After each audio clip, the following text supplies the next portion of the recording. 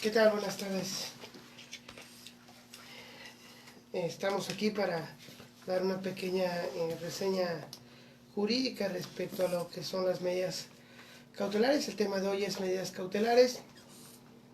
Me presento para aquellos que no me conocen. Soy Eduardo Robles Carrillo.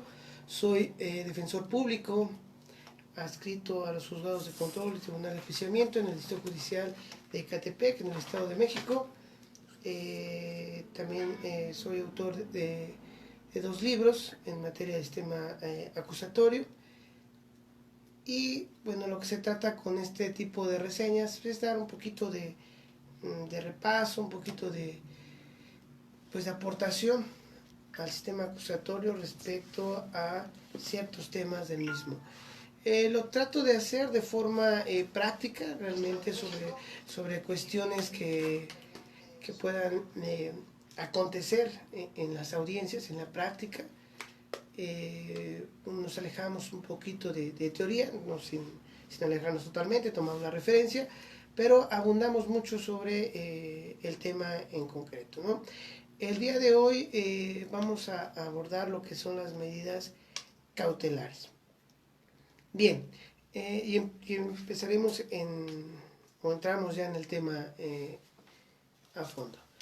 Bien, ¿qué son las medidas cautelares? Las medidas cautelares es una figura jurídica que se establece en el sistema acusatorio y que sirve principalmente para garantizar la presencia del imputado en el juicio o durante el procedimiento penal.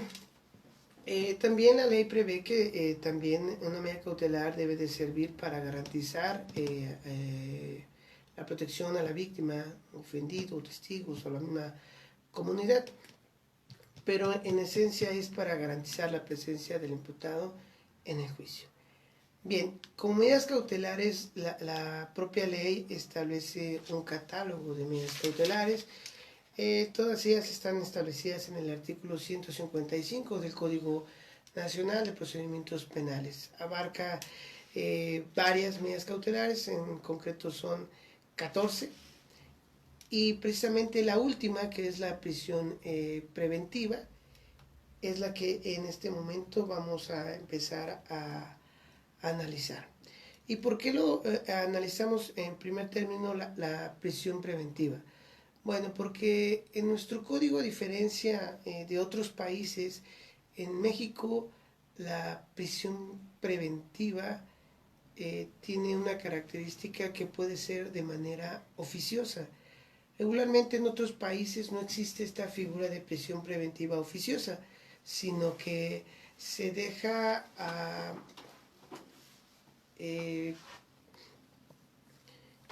criterio del juzgador al momento de que le hacen la petición.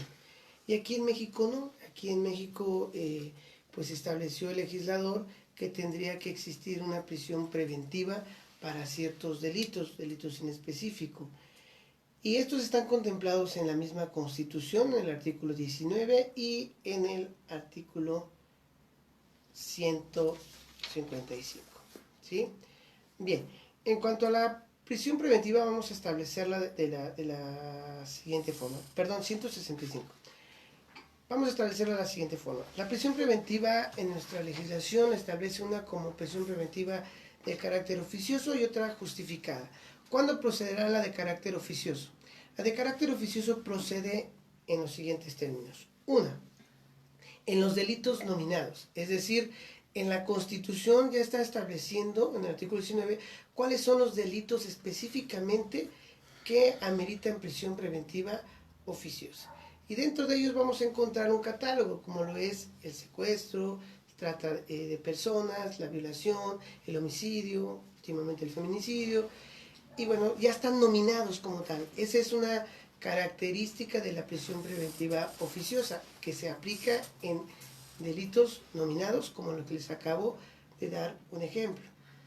Bien, también aplica la prisión preventiva de acuerdo a las circunstancias de comisión del hecho, ¿sí?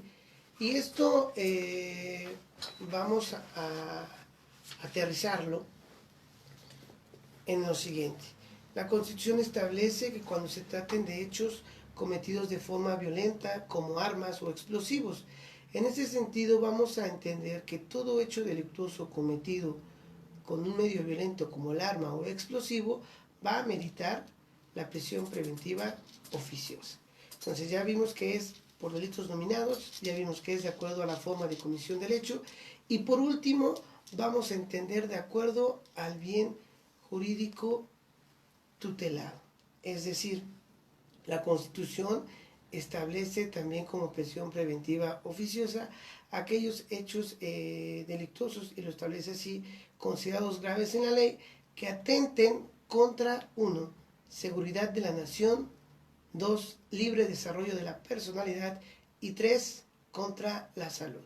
Es decir, cuando atente en contra de estas 3 circunstancias, de la seguridad de la nación, libre desarrollo de la personalidad y contra la salud, no habrá otra medida cautelar que la prisión preventiva de carácter oficioso. Entonces, de esta forma vamos a ubicar o establecer la prisión preventiva de carácter oficioso.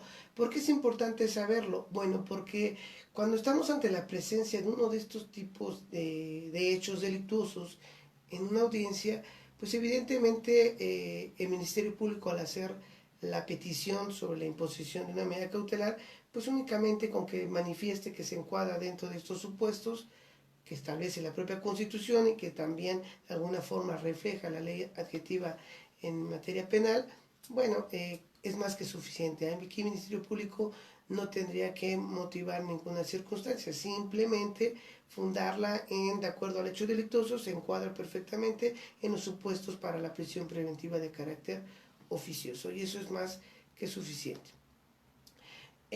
Cuando no se trata de este tipo de hechos delictuosos, entonces vamos a atender a lo que llamamos la prisión preventiva de carácter justificado.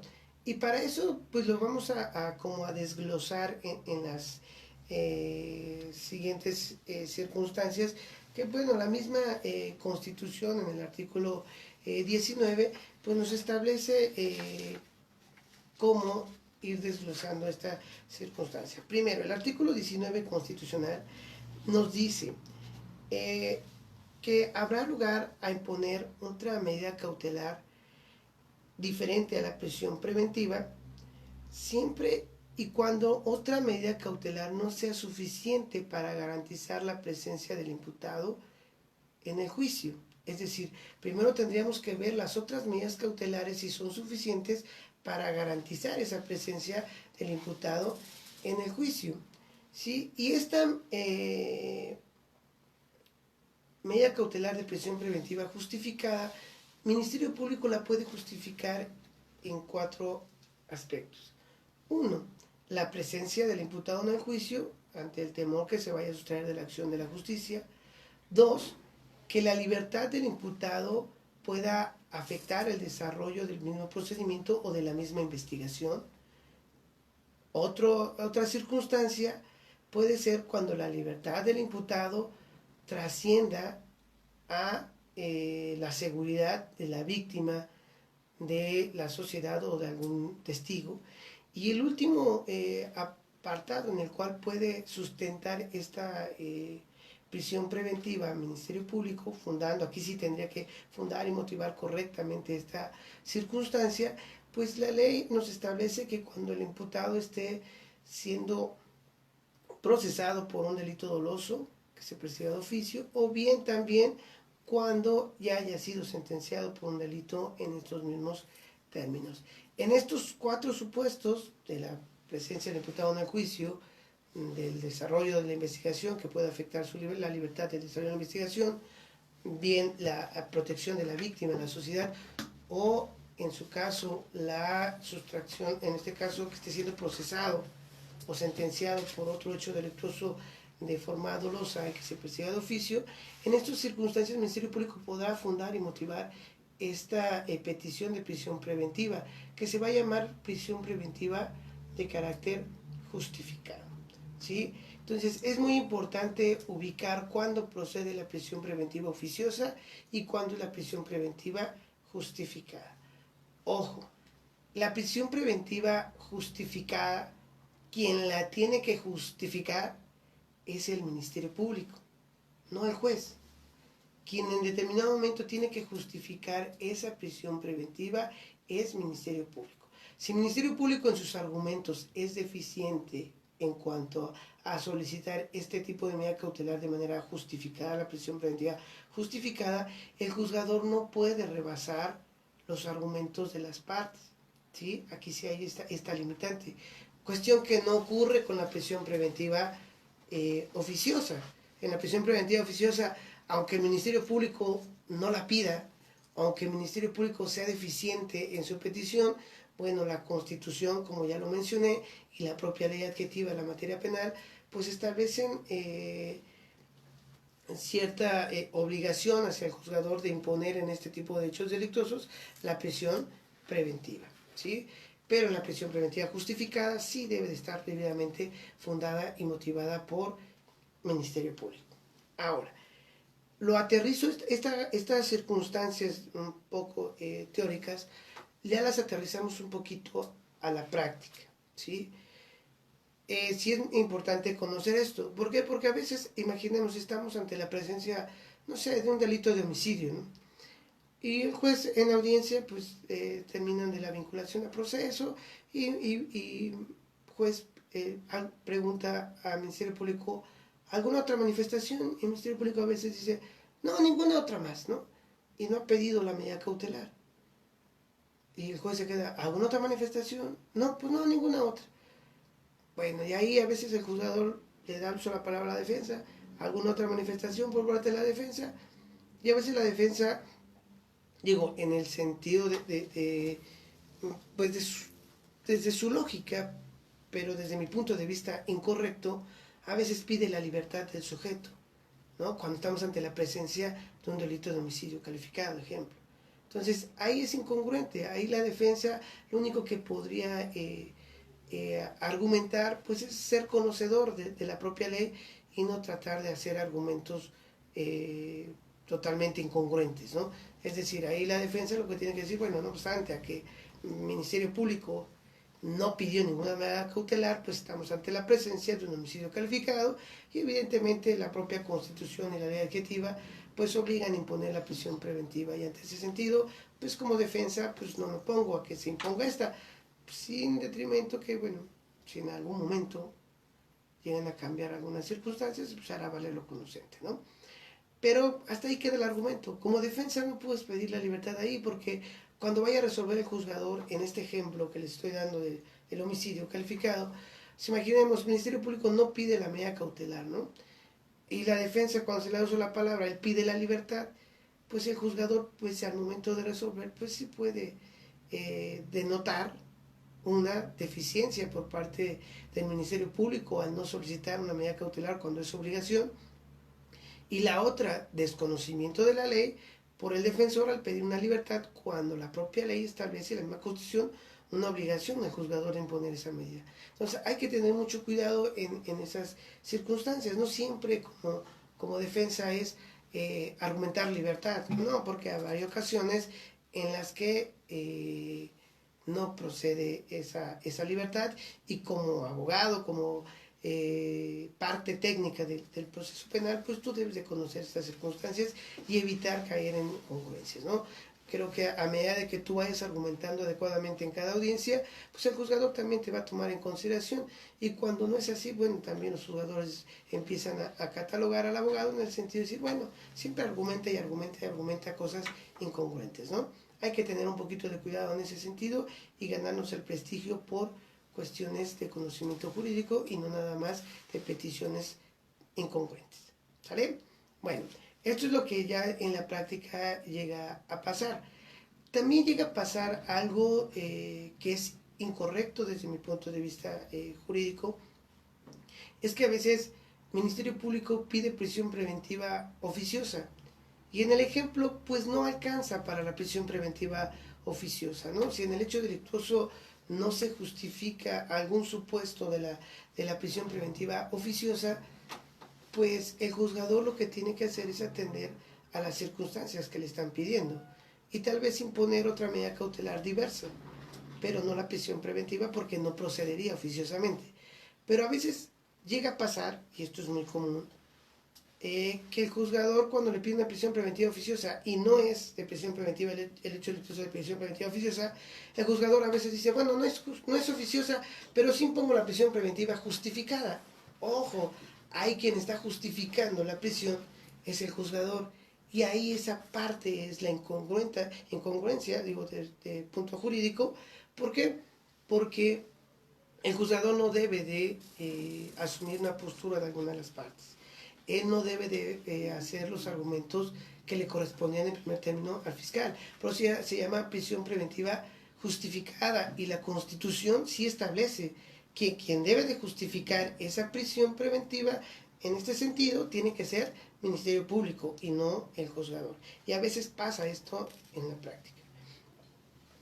Bien, entonces hay que tener mucho cuidado en este sentido. Lógicamente, este tipo de actuaciones pues son, en su momento tendrán que ser recurridas a través del recurso de apelación, ¿no? Si el juzgador rebasa estas circunstancias, bueno, tendrá que ser motivo de recurso. Bien, también, ¿qué suele pasar en la práctica en relación a esto? En la práctica a veces se debate sobre la medida cautelar y no procede ninguna de las medidas cautelares de prisión preventiva, ni oficiosa ni justificada. Por las razones de que la carpeta no se encuadra en ningún delito que lo maneja así la ley, ni tampoco el Ministerio Público al momento de justificar la prisión preventiva lo hace correctamente. Y a veces los juzgadores dicen, bueno, lo más viable de acuerdo a la naturaleza del hecho delictuoso, lo que se pretende proteger, y sobre todo para garantizar la presencia del imputado en el juicio, pues imponen una medida cautelar de garantía económica, ejemplo. Y la garantía económica pues la fijan, no sé, a lo mejor en 15,000, 20,000 pesos, hasta 50,000 pesos, ¿no? En ese rango. Aquí lo que llega a pasar en la práctica, y que desde mi punto de vista también es incongruente jurídicamente, es que hay juzgadores en los cuales establecen que el sujeto no podrá salir hasta en tanto no exhiba la garantía económica. Eso no es correcto desde mi punto de vista. ¿Por qué? Porque el artículo 157 del Código Nacional nos establece claramente que la prisión preventiva no podrá combinarse con ninguna otra medida cautelar, salvo lo que conoce como el embargo precautorio y la inmovilización de cuentas bancarias. Pero de ahí a que hasta en tanto no exhiba la garantía económica podrá gozar de su libertad, eso es incongruente jurídicamente. Lo que tiene que hacer en ese momento es decretar la libertad, y en su caso, si en ese momento no puede exhibir la garantía, pues darle un plazo correspondiente o plazo considerable para efecto de que pueda exhibirse en un tiempo prudente, ¿sí? Lógicamente tiene que ordenar en ese momento la libertad. La garantía económica no está supeditada a la prisión preventiva, ¿sí? O sea, no puedes decir, hasta tanto no exhibas la garantía podrás salir. No. La ley no lo prevé así.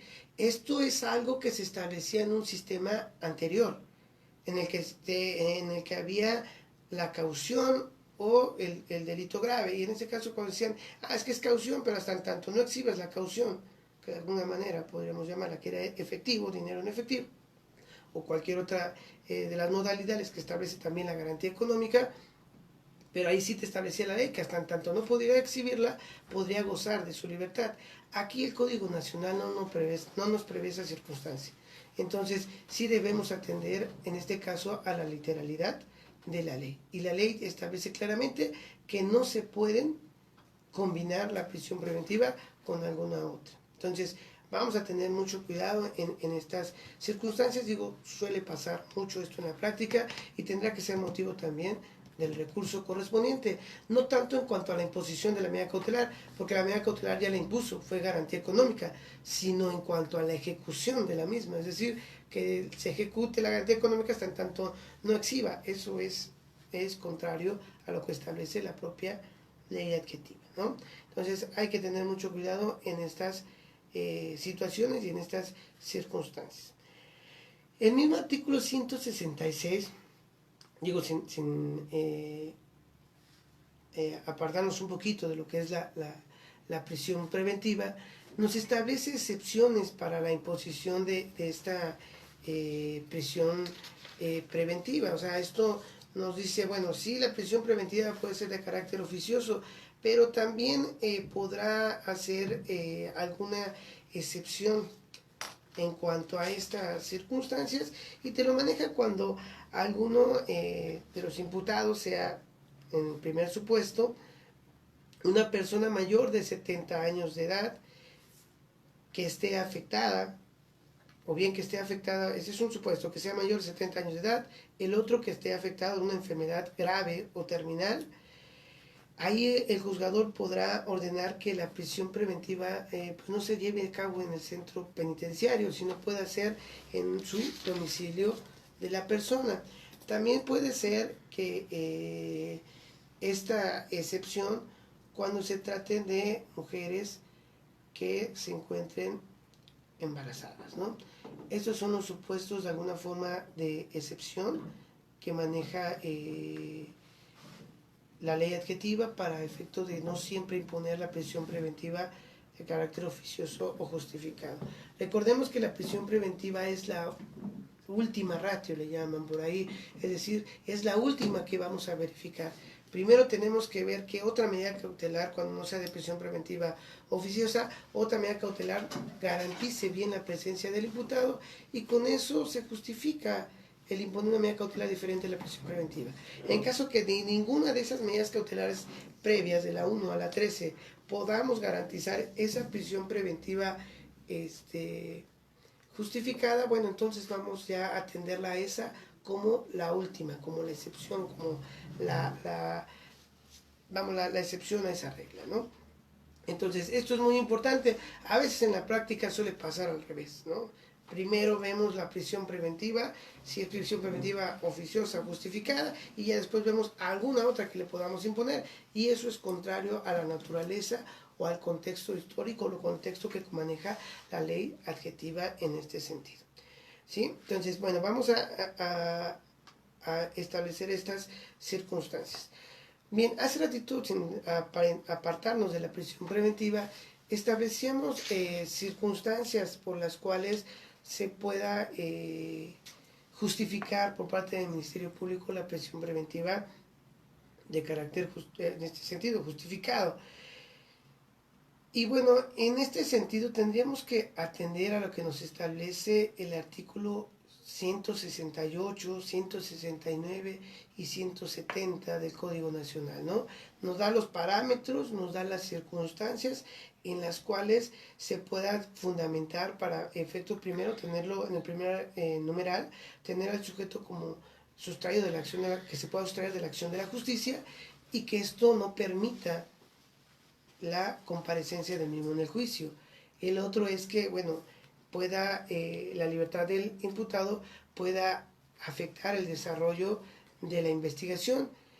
Y por último, en relación al artículo 170, establece los parámetros en los cuales se puede justificar la afectación que se pueda tener a la víctima, a algún testigo o a la comunidad. Es muy importante encuadrar perfectamente el supuesto que dice el Ministerio Público para justificar ese tipo de prisión preventiva.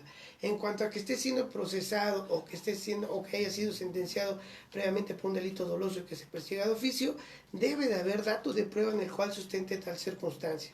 A veces se agrega nada más un simple informe en donde dicen, es que estuvo ingresado en tal centro preventivo, ¿no? O centro penitenciario, pero no te agregan el dato de prueba de si ese sujeto está siendo procesado todavía, o bien ya se le dictó una sentencia condenatoria, ¿no? O qué tal si en ese asunto, pues tal vez se dictó un sobreseimiento, y entonces pues ya no está en ninguna de esas hipótesis.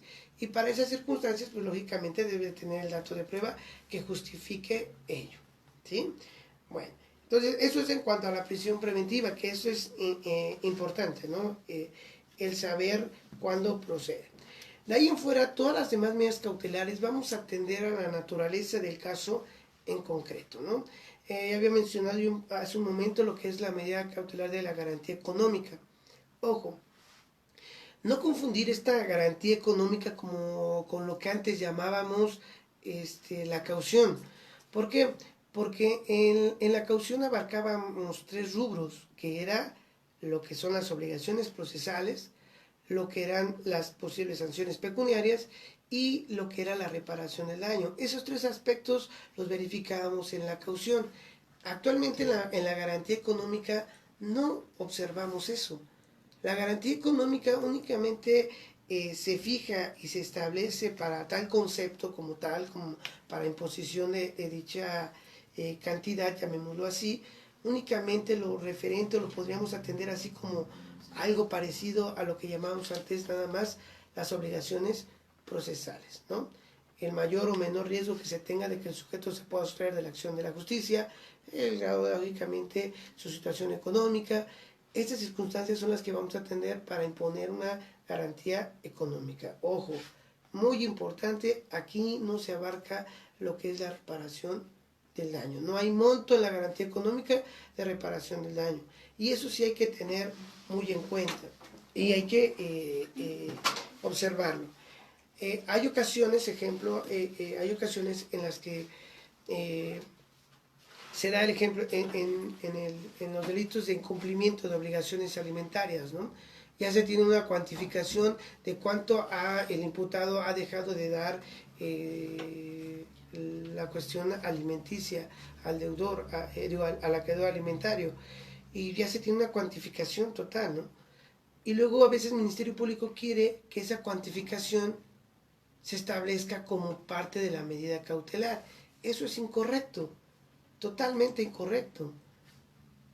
Ahí lo que tendría que aplicar el Ministerio Público es otra figura jurídica que ahorita les voy a explicar. Pero dentro de la medida cautelar no puede establecerse esta circunstancia. Llamémoslo así. También lo mismo ocurre a veces con los delitos de tránsito terrestre, a lo mejor un homicidio culposo, ¿no? En ese tipo de hechos delictuosos llegan a la audiencia y el Ministerio Público solicita que se le imponga, no sé, a lo mejor 300,000 pesos por parte de la garantía económica para que en su momento se pueda garantizar la reparación del daño. Esa petición es totalmente incongruente, falta de congruencia jurídica. Y le voy a decir por qué. Porque para eso, para la reparación del daño, hay una figura jurídica diversa que se llama providencia precautoria. Y la ley lo establece claramente. Quien puede solicitar una providencia precautoria lo es Ministerio Público y asesor jurídico o víctima, ¿sí? ¿Qué consiste esto? Bueno, es una petición que se hace ante el juez a efecto de que al imputado se le aplique una providencia precautoria. Y la providencia precautoria sirve para eso, para garantizar la reparación del daño.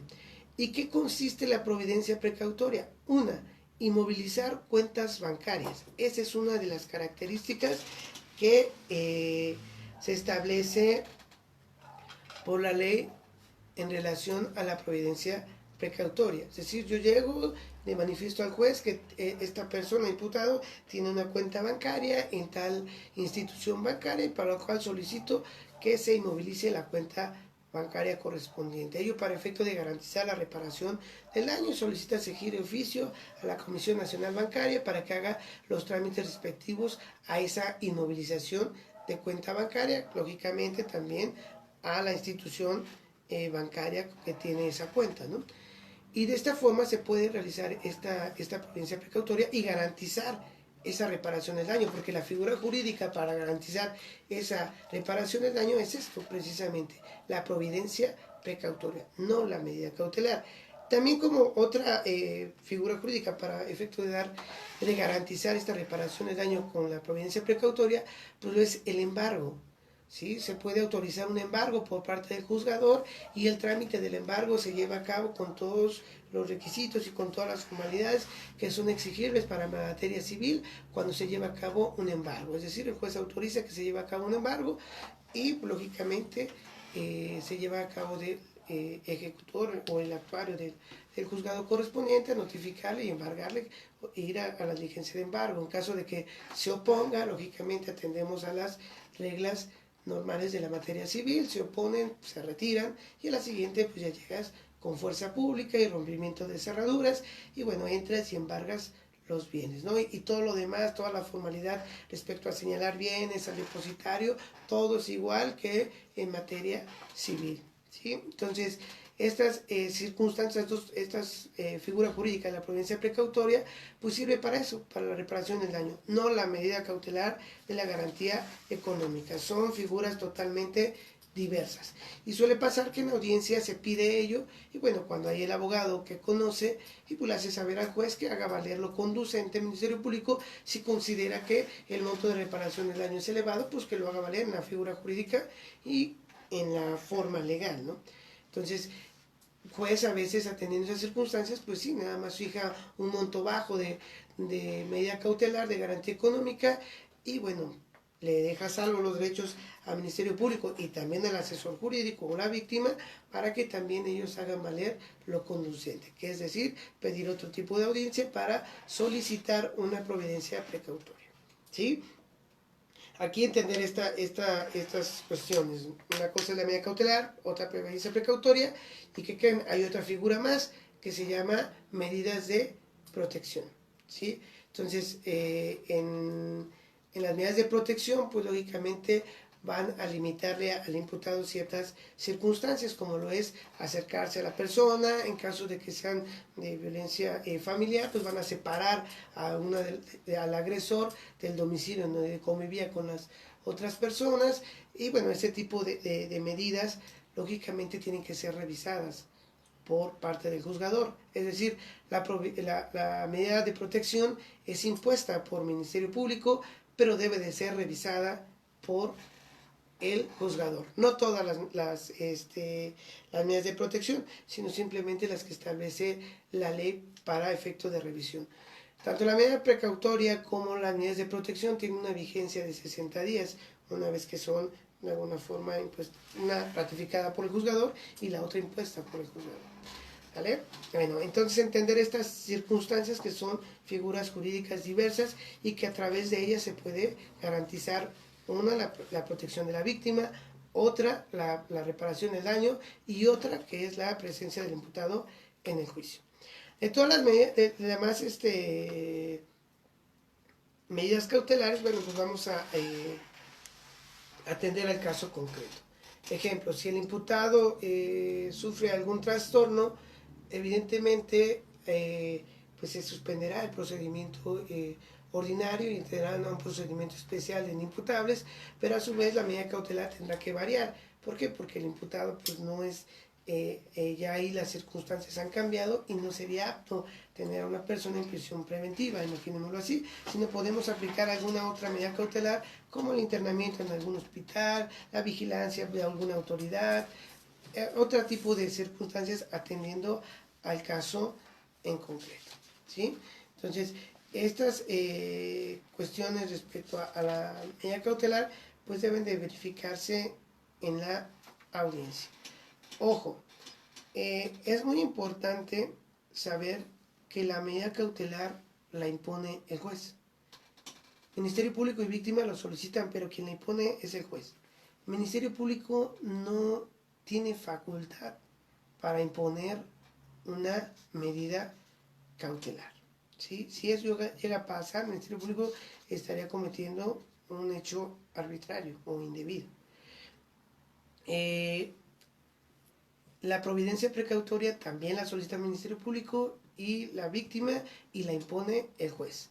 La medida de protección la impone el Ministerio Público y algunas son revisadas por el juez. ¿Vale? Bueno, entender esas cuestiones, porque a veces los abogados, sobre todo abogados defensores, llegan al Ministerio Público cuando está detenido su defendido y llegan y los solicitan al Ministerio Público que imponga una medida cautelar diversa a la prisión preventiva. Ojo, esa cuestión no puede ser atendida por el Ministerio Público porque él no tiene la facultad para imponer medida cautelar. Él tiene facultad para solicitar una medida cautelar, pero no para imponerla, ¿sale? Entonces, a veces suele pasar eso en la etapa de investigación inicial. Y bueno, luego, lógicamente, el Ministerio Público les acuerda que pues no ha lugar. Ahí lo que se tiene que hacer es solicitar al Ministerio Público que en su momento va a solicitar la prisión preventiva, bueno, continúe con la detención del sujeto para llevarlo ante el juez de control. Pero si no va a solicitar en su momento la prisión preventiva, bueno, solicitas que deje sin efecto esa detención y se deje en libertad al sujeto. Ello de acuerdo al artículo 140 del Código Nacional de Procedimientos. Pero esa es no tanto una exigencia hacia el Ministerio Público de imponer una medida cautelar diferente, sino simplemente hacerle el conocimiento que si no la va a solicitar, pues ya lo deje en libertad. ¿Sí? Si no va a solicitar prisión preventiva ante el juez. Bien, las medidas cautelares no tienen el carácter de definitivas, es decir, en este momento yo la impongo, pero si en determinadas circunstancias cambian los motivos por los cuales se impuso esa medida cautelar, son susceptibles de revisarse y de imponerse una diferente. ¿Sí? Y para eso hasta se pueden aportar pruebas o datos de prueba para justificar esa variación a las circunstancias por las cuales se impuso la medida cautelar. ¿Cuándo sucede esto? Ejemplo, a veces en el hecho delictuoso pues aseveran que se cometió con un arma, ¿no? Y estamos en la audiencia inicial y lógicamente el juez en la audiencia inicial pues establece la prisión preventiva porque han referido que se utilizó un arma y que hay un objeto puesto a disposición que parece arma. En la prórroga de plazo constitucional, imaginemos que sea un robo con violencia porque existió amago y eran dos imputados contra una víctima, ¿no? Y en la audiencia de prórroga pues se establece que con los medios de prueba o los datos de prueba aportados por la defensa, se establece que el objeto no es un arma, sino simplemente un juguete. Ojo, ahí no estamos diciendo que quites la violencia, no. Ahí lo único que se establece es que el hecho delictuoso no fue cometido con arma. Puede existir el mismo hecho delictuoso con violencia. ¿Por qué? Porque el hecho de amagar a una persona con un artefacto pues da motivo a que se ejecute con esa circunstancia la violencia, o bien la misma superioridad numérica de los sujetos activos sobre el pasivo, pero ya no por la existencia de un amago con un arma. Ya cambiaría ahí la circunstancia en cuanto a la forma de comisión del hecho delictuoso, ¿sí? Es decir, si sigue siendo robo con violencia, sigue subsistiendo el agravante, pero en cuanto a la imposición de la medida cautelar, cuando ya se haya vinculado este sujeto a proceso y el juez determine que efectivamente el hecho delictuoso pues no existió arma porque tal y como se probó es un juguete, no hay arma, pero sigue subsistiendo la violencia porque se subsistió el amago o la superioridad numérica, ¿no? Bueno, una vez que el juez acaba de vincular al proceso del sujeto, se puede solicitar la modificación de esa medida cautelar atendiendo a que ya cambiaron las circunstancias. En un momento se había impuesto porque estaba la referencia que se había cometido con un arma, pero ya al vincularse se estableció que no existió arma alguna y que era un juguete. Luego entonces ahí pueden cambiar las circunstancias y se puede imponer una medida cautelar diversa, ¿sí? Lo mismo puede acontecer cuando estamos en la etapa de ejemplo igual de formulación de imputación. El Ministerio Público formula tal vez por el delito de secuestro y el juez impone la prisión preventiva oficiosa porque la misma Constitución así lo establece. Y cuando el juez vincula proceso, pues el juez vincula y manifiesta que hace un cambio de clasificación jurídica del hecho y que no es secuestro, que es privación de la libertad. Bueno, la privación de la libertad pues ya no es de prisión preventiva oficiosa y entonces ya cambiaron las circunstancias por las cuales se impuso en un primer momento la prisión preventiva y solicitas se modifique dicha medida, ¿sí?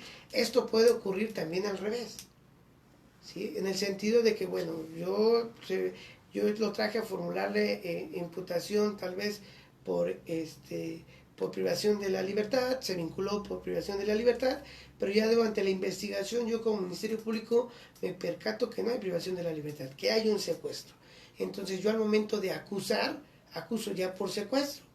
En ese momento ya cambiaron las circunstancias por las cuales se impuso la prisión preventiva, llamémoslo así, tal vez de garantía económica, ya cambiaron. ¿Por qué? Porque ya es un secuestro, entonces ya el hecho delictuoso que se va a llevar a juicio es secuestro y como tal amerita una prisión preventiva oficiosa. Entonces vas a pedir el cambio de la medida cautelar, digo, como Ministerio Público, en este sentido, modificándola a prisión preventiva, ¿sí? Entonces, esto es muy importante. En la práctica suceden este tipo de circunstancias y a veces, bueno, uno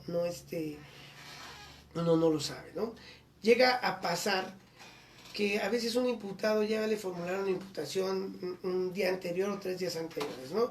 Y le vuelven otra vez a formular imputación por otro delito.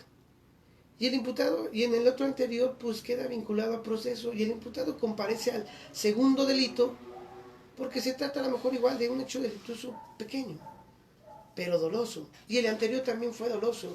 Entonces, cuando comparece al segundo, pues evidentemente que sí ya se justificaría que está siendo procesado por un hecho delictuoso de manera oficiosa y que es doloso.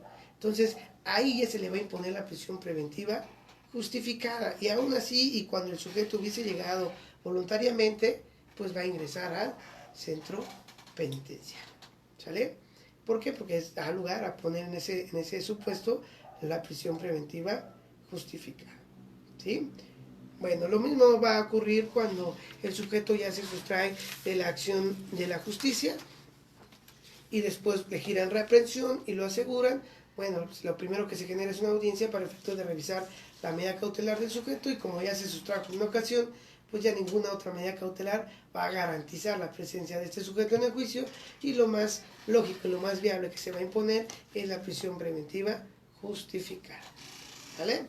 Esto es lo que nosotros verificamos en las medidas cautelares, en las audiencias y lo que tenemos que conocer un poquito en cuanto a estas circunstancias y estas,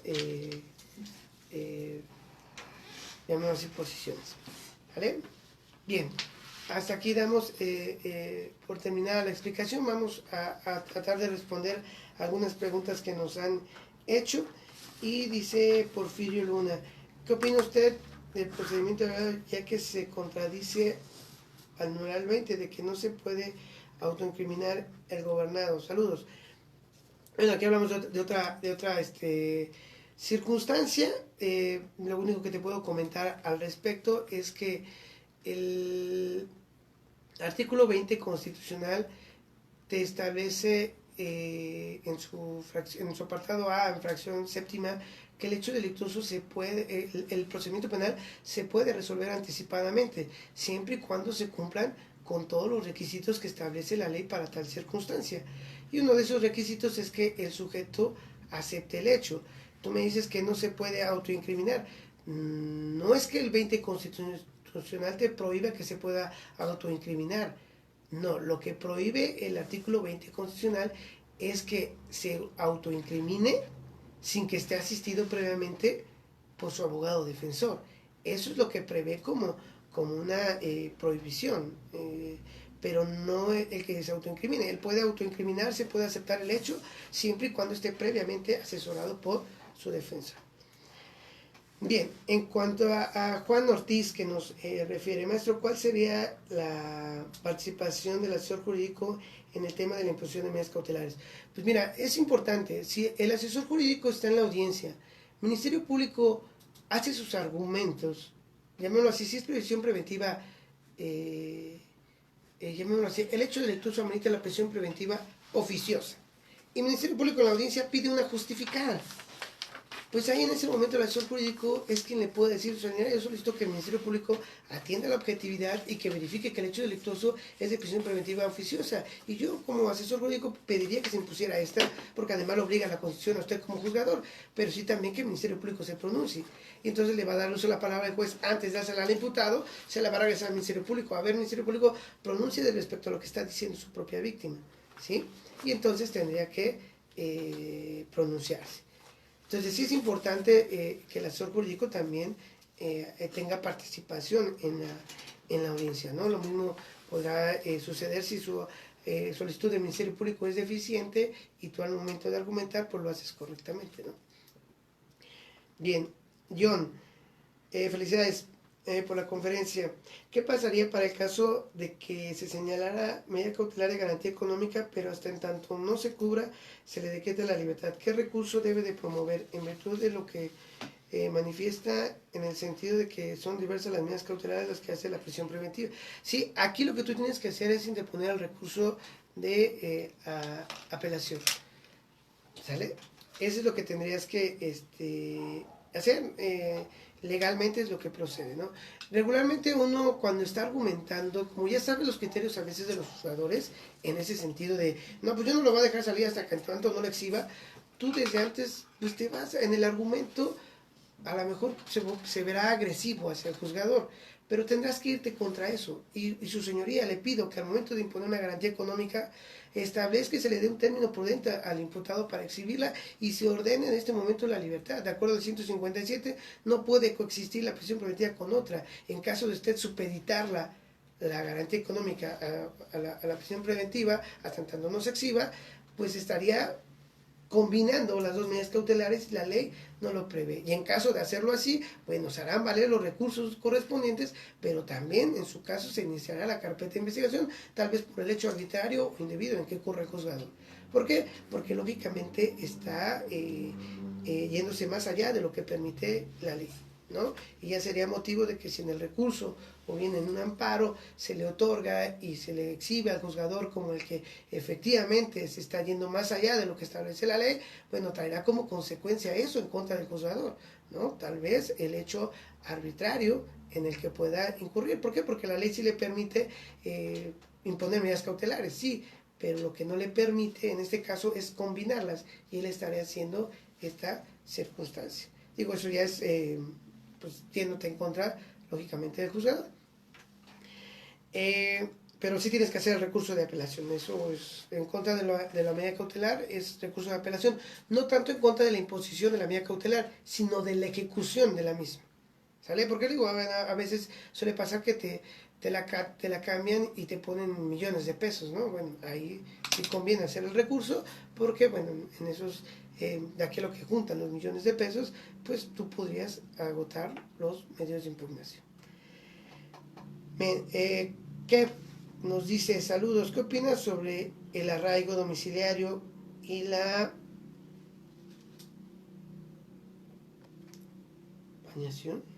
variación de domicilio como causa de fijación de medida cautelar de prisión preventiva oficiosa? Mira, eso sí da pauta a que pueda tenerse que el sujeto, al variar sus datos personales, a no darte los fidedignos, puedas tener como incertidumbre que su domicilio es incorrecto. ¿Qué pasa con esto? Bueno, si tú te pones, llamémoslo así, una lógica jurídica, si este sujeto me dio un domicilio que no es, que él no vive ahí, o me dio un domicilio, luego me dio otro domicilio, ya no hay una congruencia. Aquí lo que va a denotarse es que, como juzgador, si yo le voy a notificar en este domicilio y no va a vivir ahí, evidentemente no va a comparecer a juicio. Entonces ahí ya se teme por la comparecencia el sujeto en el juicio. Por eso de variar los datos personales, ojo, para el imputado sí es muy importante decirle: sobre tus datos personales no los cambies, dilos verídicos para que puedan ser constatados por el Instituto de Supervisión de Medidas Cautelares, y en su momento eso, lejos de perjudicarte, te pueda beneficiar para que tú puedas tener un bajo riesgo de sustracción de la justicia. Pero desde mi punto de vista, si cambias los domicilios, pues sí estaría complicado, ¿no? Complicado el poder garantizar la presencia del imputado en ese juicio. Mira, hay algo muy común a veces. Llega a pasar, digo, nosotros como defensores públicos, a veces agarran a los indigentes, los que viven en la calle, y cuando le preguntan sobre un domicilio, pues no tienen un domicilio. ¿Y dónde le notificarías? Las audiencias, lo cual implicaría que no comparecería a juicio. Pero puedes imponer alguna reclusión de esta persona en algún lugar de asistencia social y que esté vigilado por alguna institución pública. Digo, para no imponer la prisión preventiva justificada, sino, ¿sabes qué? Te voy a tener que recluir en algún lugar de asistencia social y vas a estar vigilado por la policía.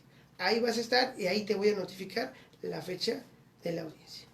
¿Sale? Y ya, o sea, sin necesidad de que pueda estar dentro de un centro penitenciario, porque las consecuencias de estar en un centro penitenciario con una asistencia social, pues son muy grandes, ¿no? Son muy, muy distintas. Bien, vamos a tener una pregunta más para para dar por concluir esto.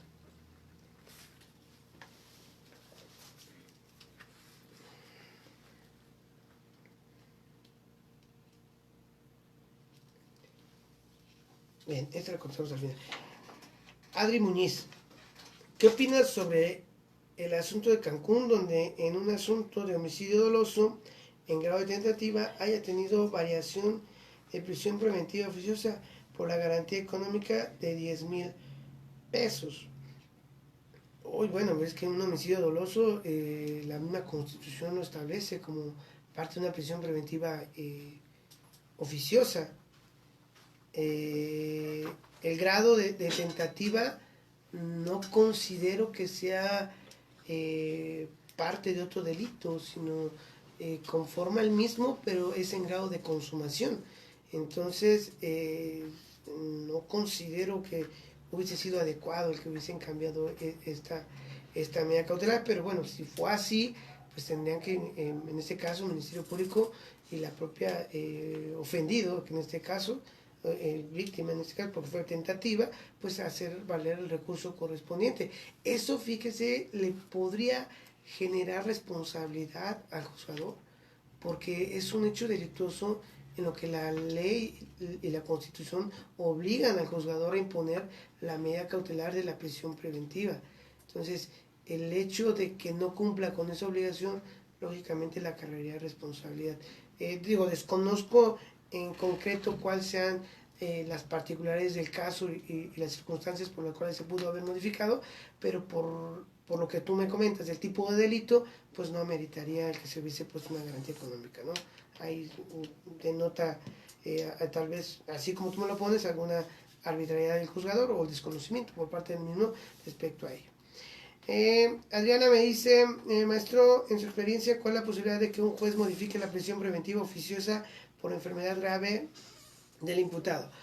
Bueno, llega a pasar, o sea, sí llega a pasar en donde hay juzgadores que sí atienden a la naturaleza de la enfermedad del imputado, saben que está en grado terminal, que está muy enfermo, y luego que hacen es darle la medida cautelar de la prisión domiciliaria, lo mandan a su casa o bien a un centro hospitalario, ¿no? Donde tenga la atención debida para el efecto de que lo atiendan. Dada la edad avanzada, la enfermedad. Hay algunos otros en donde, bueno, evidentemente, pues conlleva que dicen, no me has justificado correctamente la enfermedad, y aún y cuando den la enfermedad, pues no te la aplico, ¿no? Es así como, también como en todos lados hay, ¿no? Hay jueces muy legalistas, muy apegados a derecho, y hay otros que son un poquito más miedosos, ¿no? En ese sentido, la palabra correcta, ¿no? Algunos son muy miedosos en dejar ir a alguien que tal vez por el tipo de hecho delictuoso se puedan ir.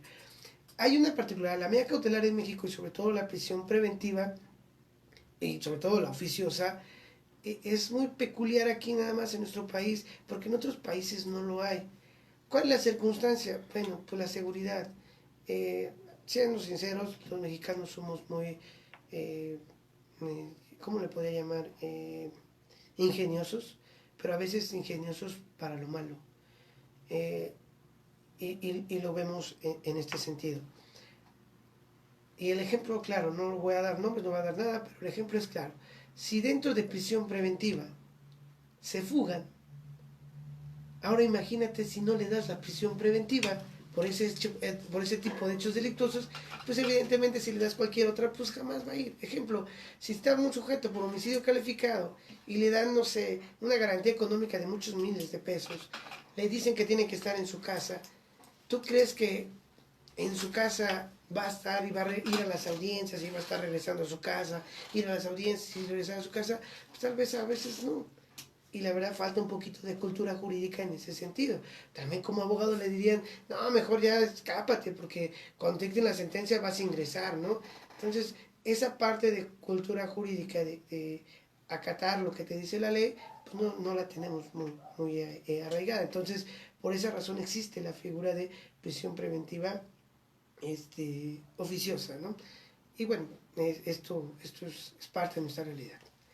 Bien, hasta aquí, bueno, damos por terminada nuestra pequeña reseña jurídica.